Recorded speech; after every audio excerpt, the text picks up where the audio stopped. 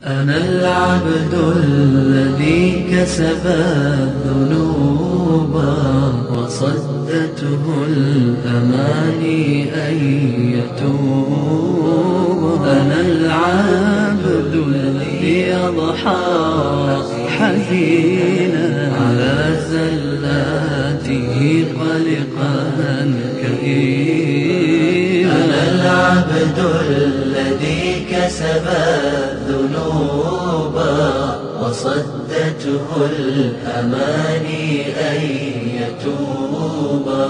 أنا العبد الذي Belki qadirli qeyrindaşlarımız mayli televizorga o'chlar bo'lsin, radio anglashlar bo'lsin, shunday so'rab qilishi mumkin. Biz Asmaulloh, Allohning go'zal ismlari haqidagi bu programmamizni boshlagan vaqtida bir hadisni, Rasulullohning bir hadisini so'zlab o'tgan. Inna lillahi 99 isman 100 illa wahida man ahsaha dakhalal janna degan hadisni so'zlagan. Allah subhanahu va taolaning berikam 100 ismi, ya'ni 99 ismi va kimiki buni ihso qilsa jannatga kiradi degan hadisni so'zlab o'tgan. Bu hadis qanday hadis? To'g'ri hadismi? Ha? Sahih hadismi yoki emasmi deb savol so'rab qolsa bu savol gap qilish mumkin. Bu hadis sahihli emas, balki mutawatir deradagi hadis Rasulullohning.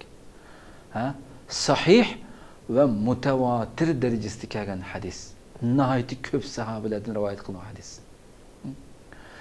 Hergiz ve hergiz düşünüp kalmaydı ki qadirli qeyrindaşlar. Biz dersimizin muqaddimasida ham so'zladik. Al-ihsaha degan Rasulullahning so'zini hech qachon buni yod deb qo'ygan, Allohning 99 ismini yod deb qo'ygan, sanab qo'ygan 1 2 3 4 deb yoki o'qib qo'ygan deb tushunib qolmaydi hergiz. Yoki tushunib qo'ygan bunda ma'nosini, ta'rifatlarini tushunib, ha, bundoq ekanda deb qo'ygan deb tushunib qolmaydi. Hayotda bundoq tushunib qolmaydi. İhsanın ma'nosini mana shundoq deganki, allazi fahimaha va nala nasibahu minha. Ya'ni bu ismni tushungan va shu ismlardan o'zining nisibasini oladigan, o'zining hayotida yashayolgan mu'min ondan Allohning ismini ihso qilgan bo'la oladi.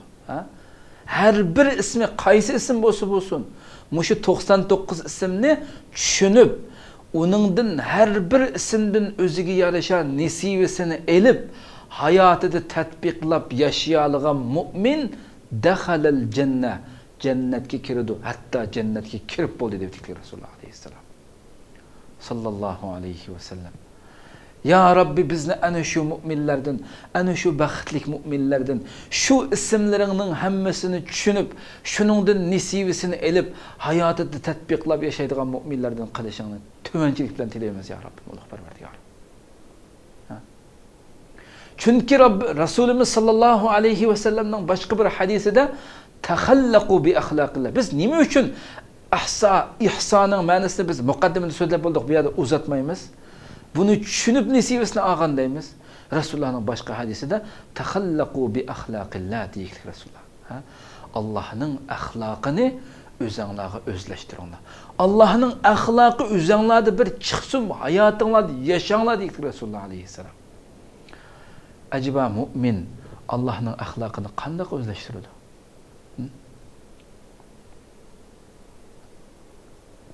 Qanday özleştirdi Allah subhanahu ve ta'ala'nın ahlakını? Allah subhanahu ve ta'ala'nın nihayet rahim şefqatlidir. Bilib qo'yish bilanchi rahim shafqat. Unda qo'ysa sen ham bu rahim shafqatlik Allohning bandasi bo'lgan ekan, sen ham rahim shafqatlik bo'lishing kerak. Bu sifat senda deb bilish kerak. Alloh subhanahu va taolo nihayet o'tgan safar darsimiz so'zdik. Butkul narsaninki hamma narsaning mulki, hamma Allah subhanahu malik, podshoh Allah subhanahu. Hamma narsaning egidarishi huquqi uning qo'lida. Unda qo'ysan shuning qo'lida hech kimdan umid qilmaysan. Şu Rabbinin kulidek, şu Rabbinin bendesiga yashaysa dunyoda. Hiç kimga yilmaysan, hiç kimga yalvarmaysan. Haqiqiy mu'mindek yashaysan. Degandek, har bir ismdan o'zimizga tushliq, o'zimizga yarasha shu ismni o'zimizga singdirib, nisibimizni ola olsak, andan keyin biz ihso qilgan bo'lamiz. Robbimizning ismini bilgan, tushungan, nisibasini olgan mu'min bo'lamizki, Resulümüzün bu bişaretiga jannatga kirdi degan bishoratga loyiq bo'la olamiz qadrli qarindoshlar. كسب الذنوب وصدته الأماني أن يتوبا